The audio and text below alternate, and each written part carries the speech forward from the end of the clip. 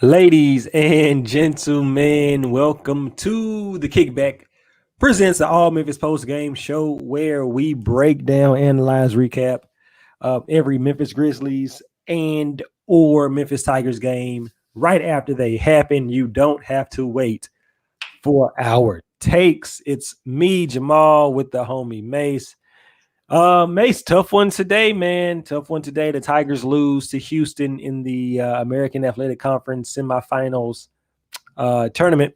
In the American Athletics tournament semifinals, they lose to Houston. So how are we feeling right now? I mean, I still just feel like I got punched in the gut. That was absolutely brutal loss. Second in within 6 days of its kind. Two losses to Houston, two huge opportunities to make your case for the NCAA tournament, and two games where basically free throws and turnovers come back to bite you in the butt. Especially free throws. Tonight we go 15 to 27 from the line, leave 12 points on the board, and lose by two. So just another gut punch. The guys played hard, got down early. I thought Houston played really well. I thought they were clicking offensively on all cylinders, just making our defense work till the very last minute and then hitting tough shots, actually finishing the offensive possessions. And I thought this was two juggernauts going toe to toe. And it just sucks that we once again came out on the short end, lost this game. And it's because we left points out there at the free throw line. It sucks. It sucks to lose a game like this. I mean, Memphis was down by 12 at halftime, battled back in the second half to take a 4-point lead with probably about 7 minutes to go. And then the game got crazy. After that 8 minutes in the second half, the game got kind of wonky. But it was one of those things where this was a game just like the first one that Memphis had every chance to win. And that is what you want. And that is, you want to be able to see the growth. Like we talk about growth from teams and from players. Memphis has to be able to take that step to be able to beat these good teams and when they have the chance. And so if it's not boneheaded fouls, if it's not boneheaded turnovers, if it's not missing free throws, then that's what it is, man. So let's start from the beginning. I missed the first 10 minutes, so I don't even know what was really going on. But so what happened in the first half? Big Musa energy. He scored our first 4 points and had an assist to Boogie for a three. We got out to a 7-4 lead, and then started taking some bad shots. DeAndre Williams took a bad shot. Boogie was taking some bad shots. Didn't get our first free throws of the game until 8:27 left in the first half. And for the most part, it was back and forth. Houston held basically like a 4-point lead most of the first half. And then Grimes got his first basket late in the first half off of a buzzer beater after great defense, which is the case with most of his shots tonight. Just one of those walk-up threes as the clock was winding down. And I thought overall, Houston's offense looked really good in the first half. Our defense was one step behind on the rotations. They were getting a lot of dump-off passes to their big men for easy buckets. It wasn't Giroux, it wasn't Grimes, and it wasn't Sasser. Had a couple buckets early on, but he was shooting at a high volume. But they were doing a really good job of driving and dishing and feeding their big men down low. Yeah, and that's what I saw. And coming in, like I said, when I got to the game a little bit later, I don't remember the exact score, but it was kind of neck and neck. And just seeing a little bit of how the teams are playing. Once again, I mean, it's kind of what I said about the Grizzlies and the Nuggets last night. Like these teams are very equal. They're very close to each other. So it's not like you can see that much separation in terms of visibly watching them play basketball. And so that's why you thought that Memphis could have a chance beating this team. But at Sasser, they held Sasser in check the first game. Tonight he was a little bit more himself. It was a tough game, man. It was a tough game. You really wanted Memphis to be able to pull this out, and they just weren't able to. And like the end of that first half, I didn't The notes that I got, the first note that I wrote down was, how fitting is it that Dan Dockett just called in this game? I mean, he is like the voice of the American Athletic Conference, I guess. And I thought he was suspended, and like I thought he was going through some stuff. They decided not to fire him or suspend him, although he made some bad remarks on his Twitter, which just shows you how far ESPN has come and gone from when they were like suspending Michael Smith and Jamel Hill for calling Donald Trump a racist, for really just saying the dude's a racist. You know? Well, I mean, there's a slight difference, and that's for another show. Yeah. But the first half, I mean, besides Musa, he had 8 and 4 in the first half, and that was all the points he scored in the game. Boogie also was huge. He had 10 points, was 4 of 6. But the question mark was DeAndre Williams only had 4 points, really gave you nothing in the first half. And Landers Nolly actually gave you nothing, 0 points and 2 turnovers, the 2 veteran guys on the team. And they just gave you absolutely nothing. You mentioned the close to the half. Boogie had that turnover, led to the Quentin Grimes dunk, put Houston up 41-29, going to the half down 12. And it seemed like, okay, this can go one of two ways. Either Houston is going to take it and blow us out by 20, which hasn't happened a lot this year, or the Tigers are going to come fighting back. And before we get into, of course, how they did that, anything else in the first half you want to hit on? Part of it is like, I wrote this down. I didn't put the timestamp on this note, but it was something that was said many times in the game. Like, Houston is the second best offensive rebounding team in the country, first by percentage wise, and it showed a lot. They were hunting offensive rebounds, and then when Memphis really got serious about it, you can tell there was a change. Right after the second half, once again, they asked Penny a question at halftime about what he was going to do and change, and Penny said, "We're just going to box out and get more rebounds." And I was like, "Nah, bro, this is a good offensive rebounding team." But they did that. They came in the second half and they got a lot more rebounds. What Houston still won the rebounding advantage, 36-29, and but the offensive rebounds were the same. You know, we missed more shots, they got more defensive rebounds. And it did feel like they were killing us on the offensive glass, but even that first half, it was we had 5, they had 7, and the second chance points were 6-6. You look at the end of the stats, we closed the game. We outscored them on second chance points by 6, 14-8. They only had 2 in the second half. So we really did a good job of eliminating their weakness for the most part. It came down to Quentin Grimes hitting walk-up threes, basically. But in the second half, I mean, I thought we came out with the defensive tenacity that we saw at the first half of the UCF game yesterday. Very first possession, forced a shot clock violation. Boogie attacks the rim, which was a theme throughout the second half. Everyone was in attack mode. Boogie got an and 1. The next thing you know, we cut it to 7. But then Houston, I mean, this team is tough. They pushed it right back to 11, like without even blinking. That's what good teams do. And they took Memphis's first initial punch and they came back. But Memphis, like they've been doing all year against these good teams, didn't stop coming. They kept coming and coming and coming. And their defense, that's the thing about the type of defense that they play. Like, I mean, I mentioned in the show last night, like their style of defense is so interesting because it can either keep a team in the game or it will always wear a team down. And that's what it started doing to Houston. The physicality of it, the relentlessly, not even the relentlessness of it, but that's a good word to use.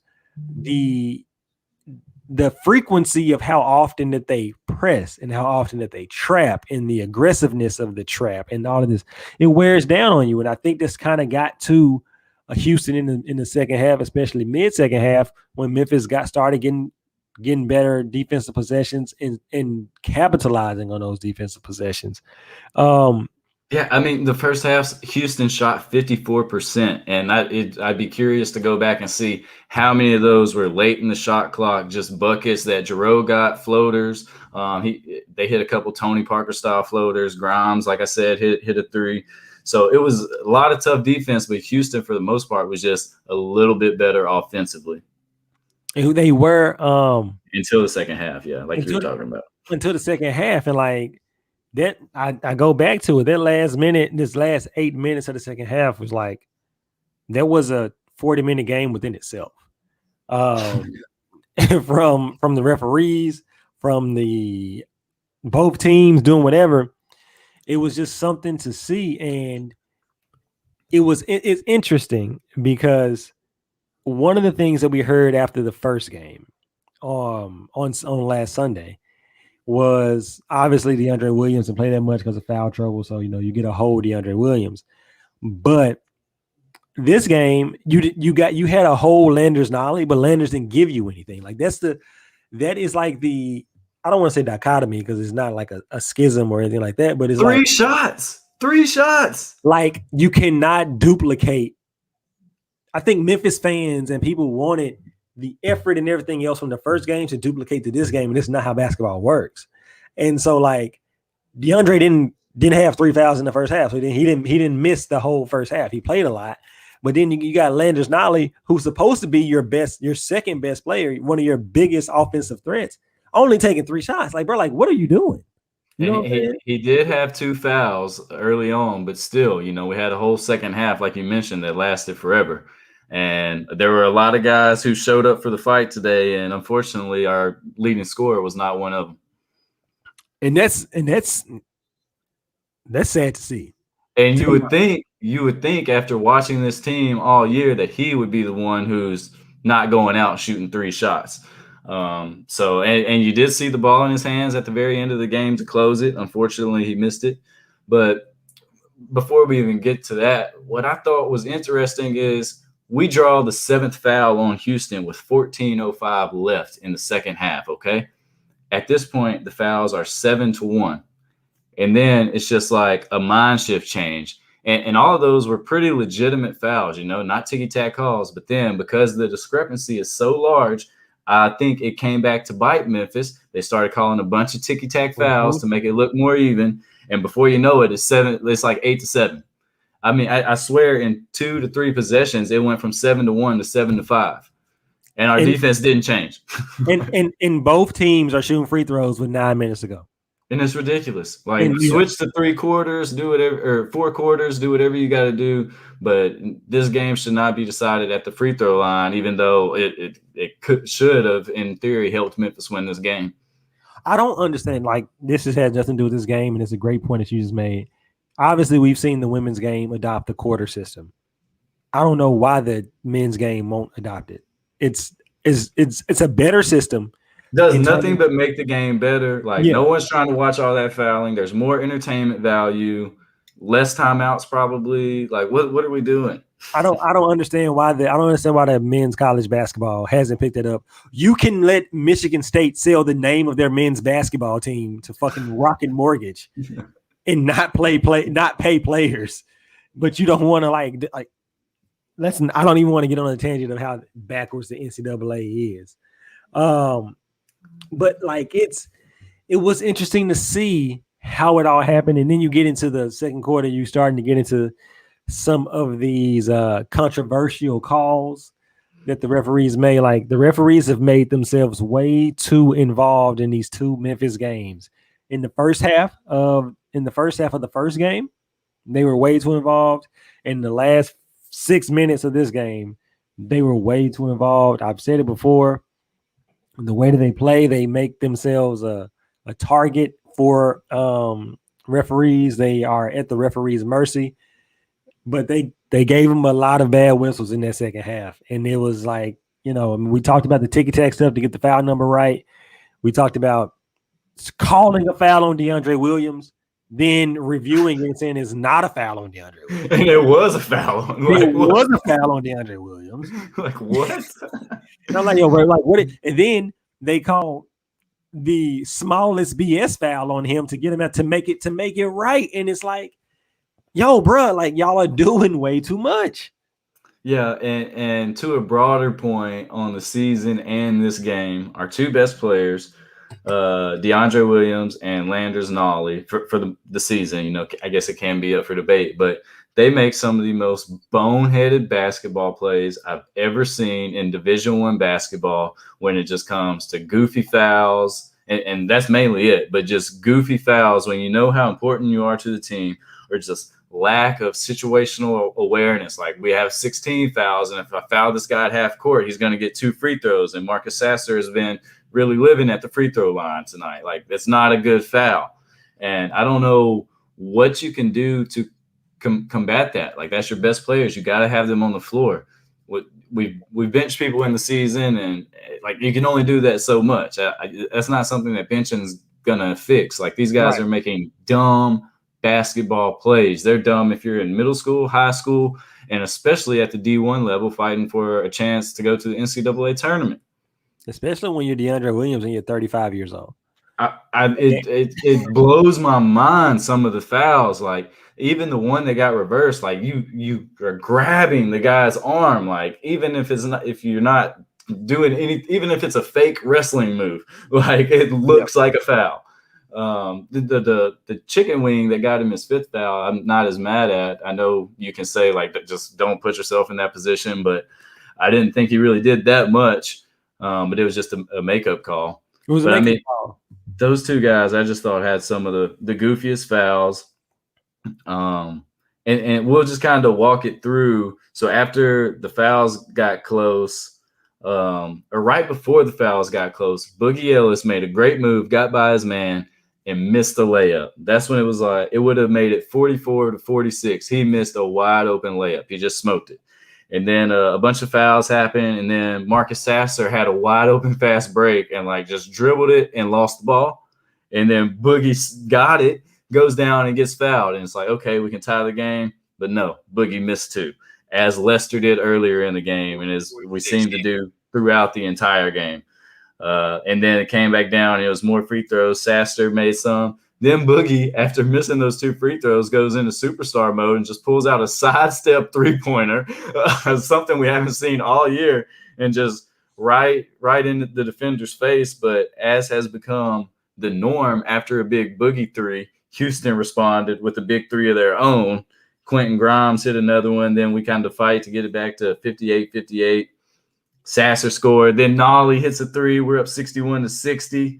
But when Nolly hit that 3 to put us up 61-60, they call a foul on Lester under the basket on the rebound. And they give him free throws. And so they take the lead right back. And it's just like, we don't get a replay of that because it happens so quick. But it's like, I don't even know what happened, but that's something that you let go. Right. Like, you have to be hunting for fouls to call something like that. Like, no one went to the ground or anything and the shot went in. Who cares?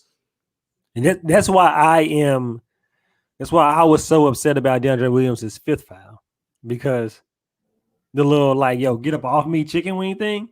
Yeah, it happened after the rebound, but that didn't stop Thoreau. His name Thoreau? Giroux from going back down on defense. Like, that didn't hit him in the face. It didn't change anything. Like, why would you call that? Of all the calls to call. And then I think at one point he was like, yo, bro, we've already messed up 3 times in the last minute. So we have to let this stick. You don't make that call every time a big man grabs a rebound and puts his elbows directly up, you know? Like, what are we doing? Right, exactly. So it was tough, man. I can't believe they changed that call. I can't believe they changed that 5th foul call on Nolly. Like, Houston has every right to be livid about that foul call. I've never seen that before a day in my life. I didn't even know you could change a foul call in college basketball. That's like, from one player to another team. Like, I've never seen that happen. Maybe there must be something new with the replay. Well, but it's also like, if on the ground, if on the floor in real time, you call a foul on DeAndre Williams and say challenge it, why would you say, oh no, he didn't foul him, he fouled him? Like, DeAndre Williams didn't foul player X fouled DeAndre Williams, so we got the ball back. Wouldn't it just, like, that doesn't happen in the NBA? The same that, like, in the NBA, when it becomes like out of bounds plays where referees are so used to saying, I'm not going to call, if you knock a guy out of bounds, I'm not going to call a foul. I'm just going to give the ball back to that team because who doesn't hurt? Like, that's kind of what it was here. Like, that play didn't hurt anything. No, Williams got 2 free throws out of it, though. Yeah. And he ended up getting 2 free throws out of it. I was kind of taken aback from that. Like I said, I've never seen that before. Didn't know they could do that. Did it help Memphis out? Yeah, that That gave us a 64-62 lead. Mm-hmm. And then we had 2 turnovers at absolutely the worst time. But I think we got 1 stop within there. So it was like 66-64. And then Grimes hit another pull-up 3, and we had to call a timeout with just over like 3 minutes to go. But we answered with Boogie, and then Williams got a block. DJ had a spin and dunk after Williams picked up his 5th foul, which could have been an offensive foul, and they just let that one go. He throws the guy to the ground and goes and dunks it, which I appreciate DJ showing up and being there for the fight tonight. I thought the first half he had absolutely no energy and could have brought. We needed him to bring some energy and bring some life off the bench in the first half, and he didn't do it. But thankfully, in the second half, he picked it up a little bit. But I mean, closing the game, we call a timeout, and Boogie comes out of the timeout. We're down 1, and he travels. I think we came out of that timeout. There was 1 minute left, and Boogie just traveled. And it was, the kid had done basically everything right all night. He finished with 27 points on 9 of 16 shooting, his best game of his college career on the biggest stage. And it was obvious travels too. Like it wasn't even a question. It was like, oh God, they got him. You hate to see it. And like this is the type of game where Boogie should have a really good game. It's up and down, or like this, not even up and down. It's 2 really good teams, and Boogie, his skill set is just he got unlimited range, so you can just pull up and shoot from where you got to shoot from, and so you're happy to see that. But like you look at this box score, and it's like Boogie got 27, DeAndre Williams had 16, and DJ Jeffries had 10. That's not enough for you to win this game. Right? Lester only took 3 shots, and granted, he was probably focusing on Quentin Grimes on the defensive end. But it's also like, bro, you have to become a more integral part of this offense to be able to do what you have to do to help the team be a threat on the offensive end. And it's interesting, man. I don't know, man. I'm trying to be gracious in my criticism of this team. I mean, here's the thing: the team is right there, but they're not there yet. They haven't won the games that they needed to win. Plain and simple. And like, if that's how you want to, judge the season and all that, then that's fair. You have every right to do so. Like this team, I don't think they were projected in the top 25. Like in preseason, we weren't preseason top 25, and I think if you ask just about anyone right now, we're a top 30, top 25 NCAA team. And if we were happen to miraculously make the tournament, no one would want to play us in the first round. But unfortunately, we don't have the wins to get into the NCAA tournament. Like we don't have the resume. That's what college basketball is built on, is your resume. And we didn't beat any quad 1 teams. Like we just didn't. We had 2 opportunities. I think Houston was the only ones.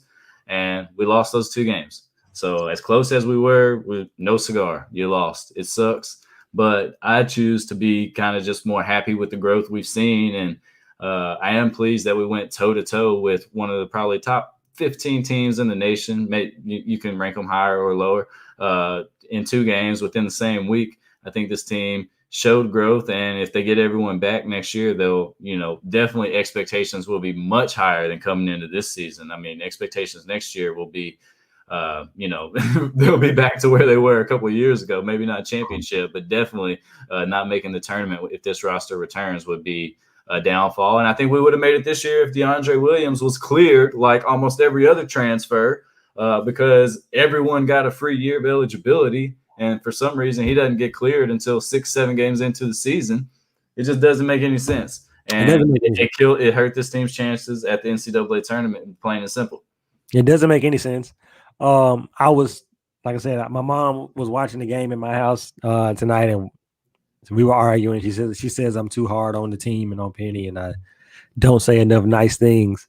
But while we were talking, I was telling her about the resume that you mentioned. And it just hit me that the 2 teams that they lost to in South Dakota are playing in their conference championship game.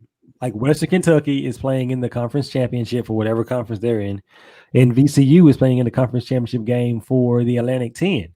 Like you just win one of those games, which you should have won anyway, because you're better than those teams and you're in the tournament.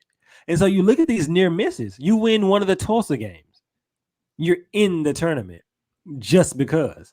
And so you look at these like, golly, man, we were so close, but it just hits a little bit hard. It hits a little different or harder because in South Dakota, you just come off beating St. Mary's, who's a really good mid-major program. And then you go against Western Kentucky, who is a mid-major program, but nowhere near the caliber of a mid-major program that Memphis once was. And you couldn't even beat them. But if you think about it, you beat them, you're in like that's a quad one win.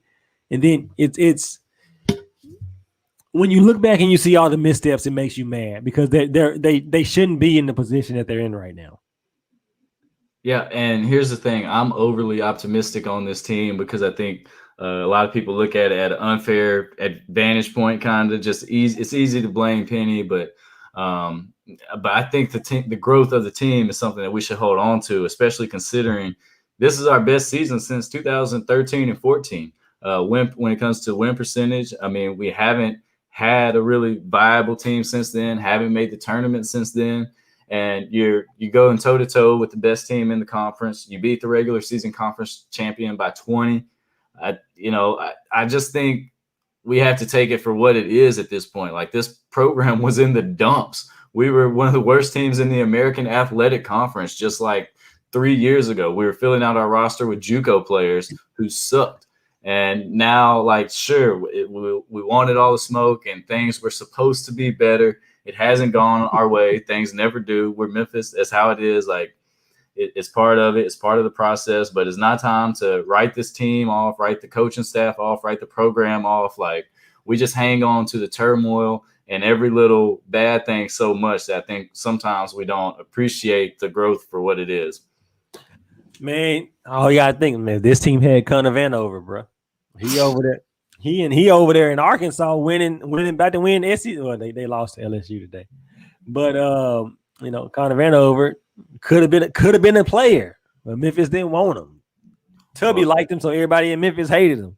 This is year 4 of Connor Vanover. Let's not forget the struggles in 1 through 3. Like, come on now. Come on now. I don't subscribe to that. But no, man, I am not a like I said, I'm a Memphis fan. I'm a Memphis fan that hates Memphis fans. I want the program to do well, but I'm also realistic about what the program is. And like you just said, 3 to 4 years ago, this program was at the bottom of the AAC. We were filling it out with JUCO talent and not even really good JUCO talent.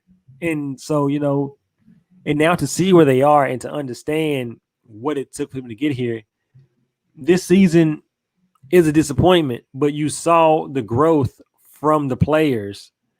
And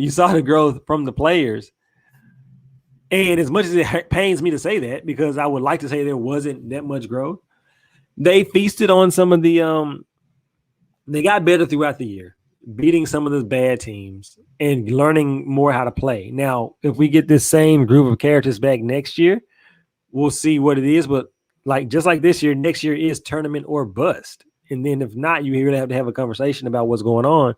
But if they get everybody back next year, they should be the favorites in the AAC, and they should be a favorite to make the tournament next year. And that's really, at the end of the day, that's really what you want. Like Penny's learning every game. He's getting humbled every game. And you just want to see that, bleed into the team and see them do what they're supposed to do.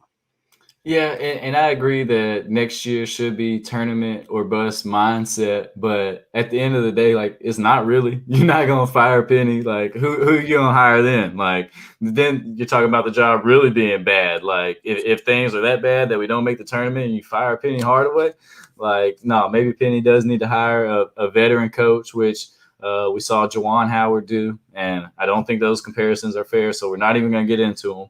But since the last year Memphis made the tournament in 2013 and 14, the team has won 11 games in the conference twice. That was 2018 and 19, Penny Hardaway's first season. and this year when Penny won 11 again. So the last few years of Josh Pastner and Tubby Smith never had this much success in the American Athletic Conference. And I know it's like whoop-de-doo, it's the American, but it's just a fact of where the program was and where it's currently going. Like the trajectory is up.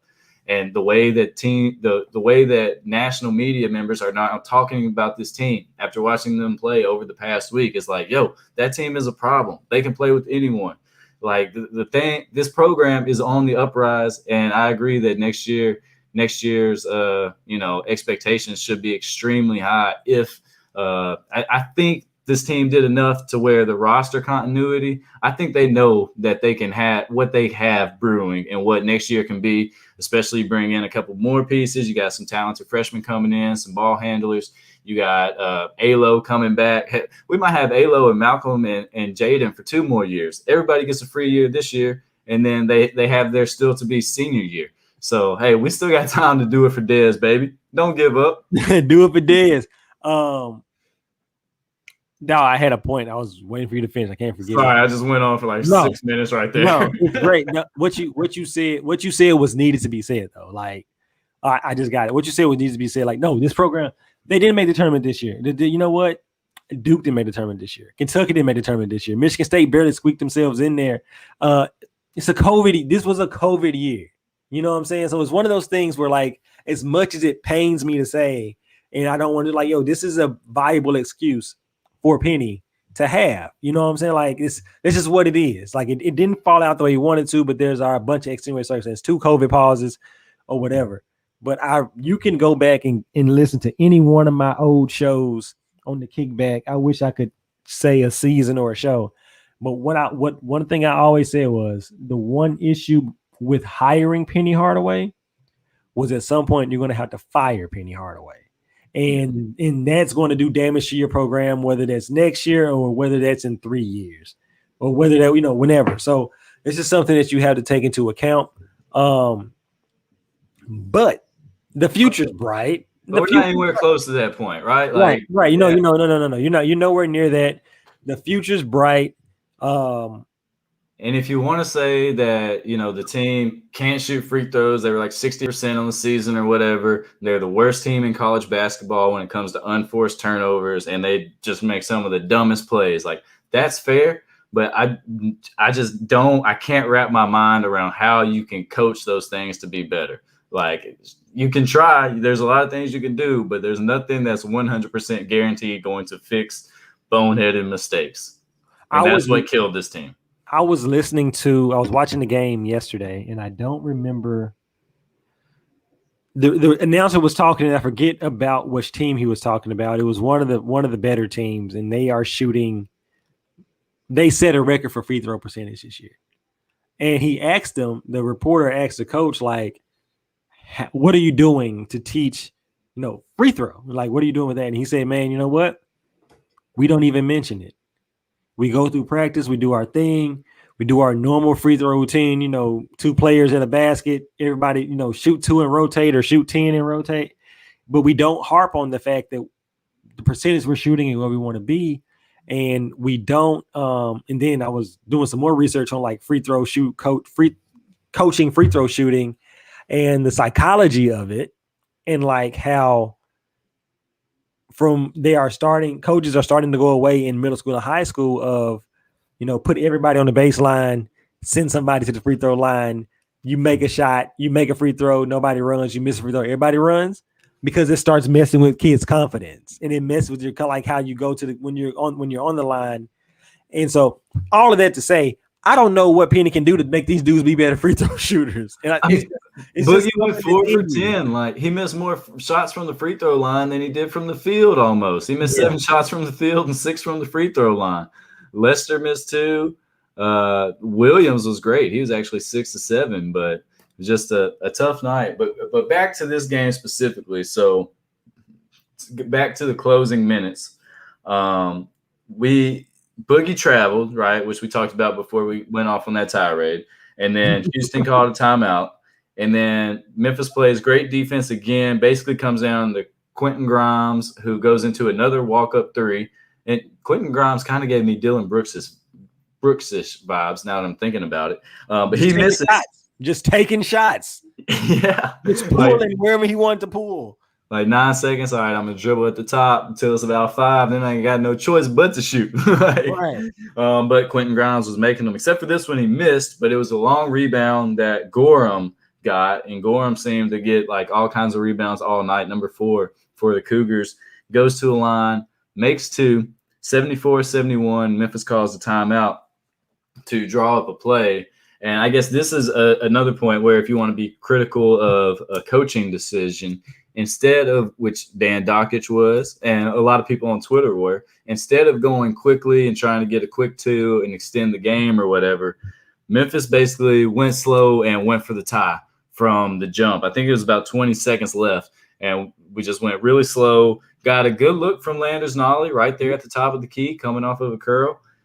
Actually got an offensive rebound. Got Boogie, who had a decent look, not a great look. Maybe you could have taken it out and played that possession a little more, but at the end of the day, you had a clean look at 3 that you could have made, and it was Boogie who was going ham all night. It was like his night, his game to lose. That would have been 30 points and for the tie. So just a tough situation there. I think that Boogie was trying to draw a foul on that too. If he would have been, I think if he might have been like just supremely focused on just shooting the shot and not trying to lean or put a leg out or something to get a foul, maybe. I don't have anything bad to say about Boogie. Like, what about the decision to not extend the game and kind of go for the tie? Nah, I'm going for the 2 with Allen. Yeah. You know what I'm saying? I extend the game because I don't know what they shot from the free throw line, but they weren't perfect. 19 to 22, so pretty good. They were almost perfect. But you still you extend the game, you never know what can happen. As shaky as these refs were, they might have called an and one on you, on you as you're shooting. So you know what I'm saying? You just put yourself in the position to take that. And maybe us having no timeouts left played into it because you can't draw anything else up. This is your one chance at drawing up a play, and you can't give this team 2 plays to go out there and execute. Like we're talking about busting brain capacity there with this basketball IQ. So maybe just knowing his team, he was like, all right, I got 1 shot to draw this play up. We'll get a shot and have a chance at an offensive rebound. Worked out. We got another clean look. Missed them. Make or miss league. It's a make or miss league, and it might be what it was. It might have been, I don't trust my guys enough to do something else, to do this. I mean, that's, then they gotta foul, and you can tell them like, hey, this is what we want to do foul wise. Trapped it until this long, but not a lot of trust earned from this team, I would say. So you can nitpick the decisions all you want. I'm not going to do that, but. And then they make 2 free throws, and Boogie comes down and makes a crazy 3. Could have been an and 1. Yep. Wouldn't have mattered because we still would have been a point short. But they don't put any time back on the clock. They don't even look at it to see when it went through and if the clock stopped on time. Looked like it could have been a little more. And you don't think that matters, but then Houston makes a ridiculous pass across the court.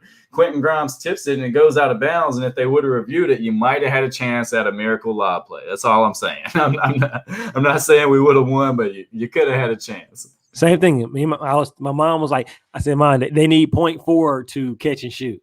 Well, they don't need to catch and shoot. They just need to do it. Like, at that point they were down 2. So theoretically, you think you just throw a lob. If you were lucky, if you got the ball back, you just throw a lob at the rim, and if somebody touches it in, it's a tie game. But I think the refs were just done. I think that they were done because they had fucked up the entire. They messed up the last 8 minutes of the second half. So they were like, no, let's get up out of here in the most non-confrontational way that we can. That last Boogie 3 was crazy. It was like a 1 leg heave, trying to get a foul, but not really getting the foul. It was a crazy shot. So yeah, man, it was. You hate to see that Memphis lost the game the way that they did, like missing 12 free throws, bro. Like just make half of the free throws. Yeah, and make no mistake, I'm not here to blame the refs. I think Houston beat Memphis Twice in a row, they dealt with the same refs we were dealing with. Obviously, the first game, the DeAndre Williams stuff, whatever. But he earned a reputation of picking up bad fouls, so it's going to follow you. Yep. And at the end of the day, this team didn't beat any tournament teams. Now that I think about it, like Western Kentucky, VCU, I don't think we beat. There's not one team in the field projected to be in the field unless Wichita State ends up making it that we beat. So as excited as we are, there's still ways to go on this team in the future and winning those big games. Penny has beaten some ranked teams, but I don't think we've beaten a top 10 team. It's Louisville, 2013 and 14, I want to say. I believe I was at that game with Patino, and they had like Peyton Silva in them. Hey, my boy Pepe. Speaking of Rick Pitino, he took Iona. Iona won their conference championship today, so they're in the tournament. They probably only played like 6 games this year. Iona was on a bunch of COVID pause. That's an exaggeration, but Iona didn't play that many basketball games this year. They were like a 9 seed in their conference tournament, and won it. Yeah, and that's the brilliance of Rick Pitino. When you can coach basketball, you can coach basketball wherever they put you, no matter what kind of talent you got, because that's what he can do. There's a short list I'd be willing to listen to getting rid of Penny for maybe 4 or 5 years down the road, and Rick would be on that list. Oh, you got to. First off, he's Teflon. He's Teflon. He's had every type of NCAA violation up against him, and he's beat every single one of them. He got caught having sex with a woman in the middle of a restaurant, and they're like, it's Rick. It's Rick. Oh, there's a. Hey, but Book, you got to go to jail. Book, you got to go to federal jail for giving somebody a couple $1,000s. But let's run. You know what? Let's have some prostitutes come to your dorm room, Rick. You're good. You're good. You're good at Louisville, Rick. Oh, you paying Brian Bowen some money? Nobody cares. No one cares. You're good. You're Rick Pitino. Doesn't matter. Who? Man, it's some good secret keepers at some of these top guys. We find out about some of these random guys getting paid like 50, 75, 100. You never hear a peep about these top tier guys. And get out of here. You think that ain't happening? That one dude, that one director of basketball operations who was at Louisville that worked for Rick Pitino, who went to go work for University of Missouri, Kansas City. And then he lost when they got into the Louisville and Pitino stuff, he lost his job. My boy never snitched on Pitino. Didn't say nothing. Pitino got him taken care of. Whatever money he needs for whenever he needs it, he is good. Teflon done. That's Teflon Rick. Have my people talk to your people. That's it, bro. Look, all you got to do is keep your mouth shut. I'm going to take care of you. Keep your mouth shut, take care of me. I'm going to take care of you. And that's what he did. And that's what he's done. Because he's got another team in somebody's tournament.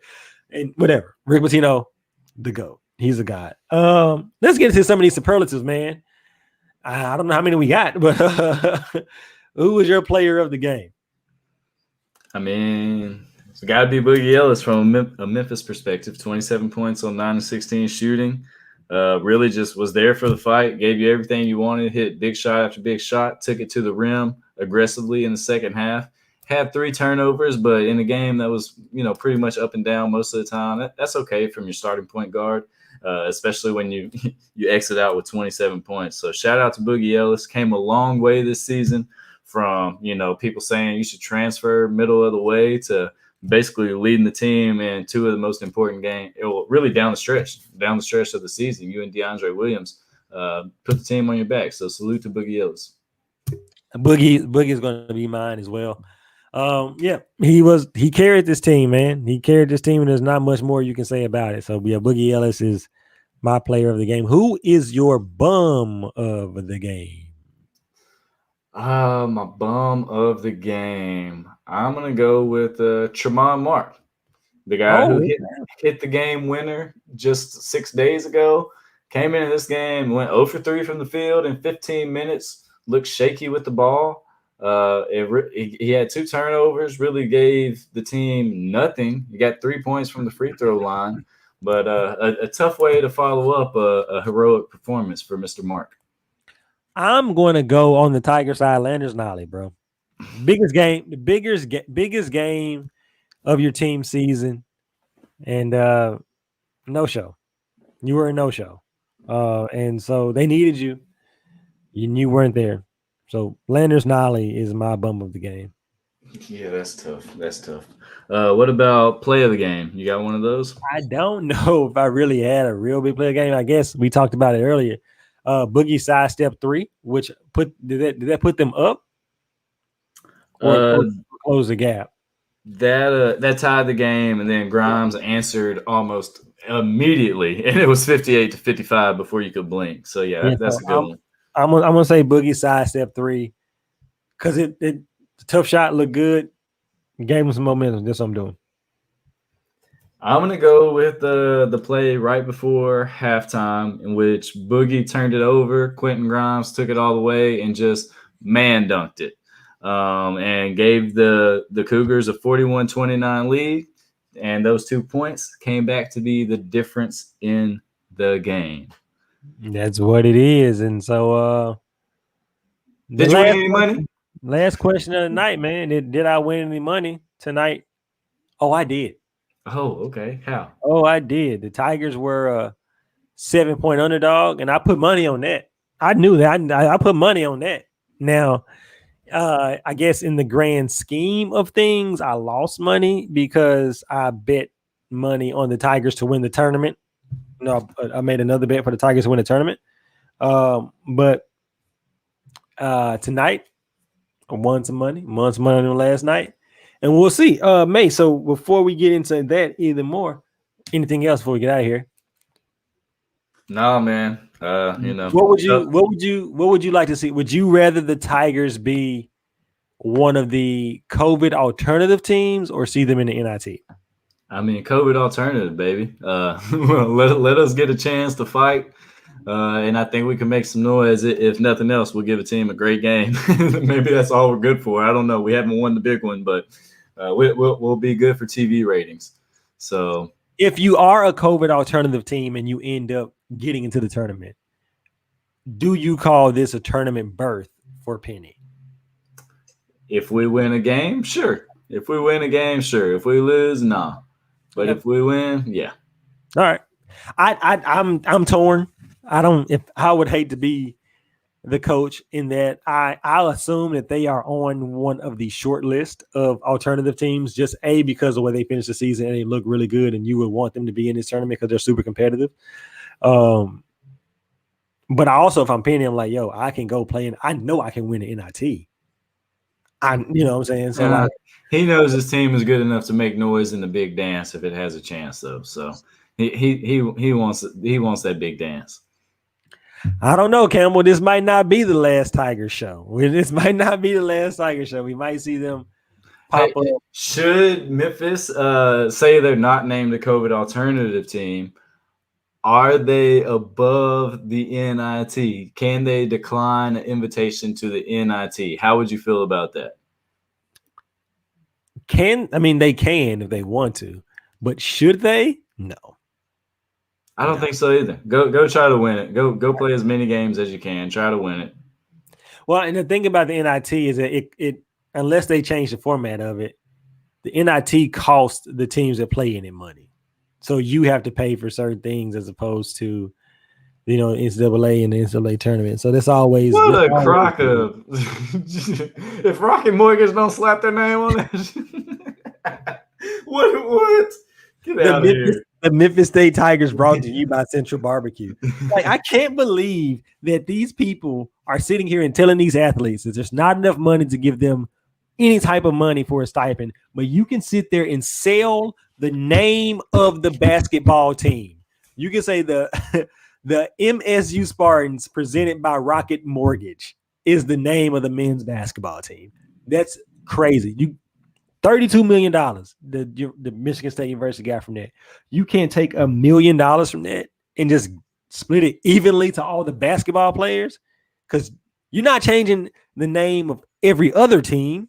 The lacrosse team isn't sponsored by Rocket Mortgage. The baseball team is the basketball team. And you can't give them no money? It's crazy. It's stupid. It's dumb. I mean, all I could do was laugh when I saw it. I was like, I should have expected it sooner. What? Why didn't it happen sooner? It's amazing. I don't even want to talk about that right now. Sucks that the Tigers lost. Might be the last Tiger show of the season. Might not. I mean, I guess we'll hope the committee is committed to the eye test this year. That would be great news and would be favorable to Memphis's chances, but highly unlikely.